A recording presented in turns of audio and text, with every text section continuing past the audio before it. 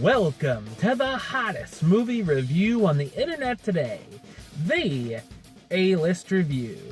I am your host, the Game Changer, Wes Troop, and we are in the A-List movie marathon because I got some catching up to do. I got some movies to see that just came out, and I have some movies to see that come out next week. So for the next, basically 2 weeks, I'm going to be at the theaters nonstop. But that's fine. So today's day number 3 of the A-List movie marathon, and this is a movie that came out last week that I felt I had to come over and see because I heard the horror stories about it. And, you know, it didn't make much money last week, so I think my days are numbered in being able to catch it before the end of the year, before it goes out of theaters in probably the next 2 days. So, ladies and gentlemen, without any further ado, here's my review of the 2016 horror film starring Naomi Watts, Shut In.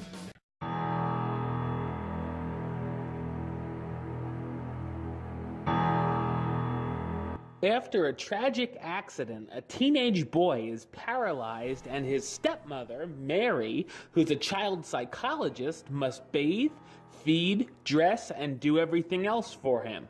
When a large storm keeps them snowed in, one of Mary's young clients shows up, but then disappears out into the snow and becomes a missing persons case.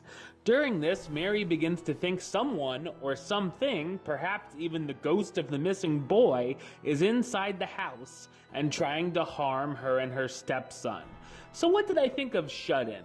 I thought it's a terrible horror thriller film.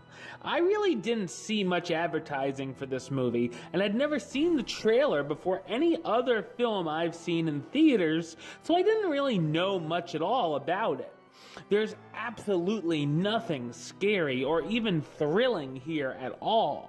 It stuffs in just about every horror movie cliche possible, especially false jump scares and fake-out dream sequences. The characters are very idiotic and jump from performing one stupid idea to another. Much of the film is boring and really lacks tension. Then we get to the final act. Which is ridiculous to say the least, making everything we've seen already not make any sense. It almost becomes a parody as it gets so over the top. The climax feels like it goes on dreadfully long and could have been cut back a bit. In fact, whole subplots could have been completely scrapped out as well. The ghastly screenplay takes a lot of material from much better films in the genre, such as The Shining, and even this year's The Boy, which at least is better than this.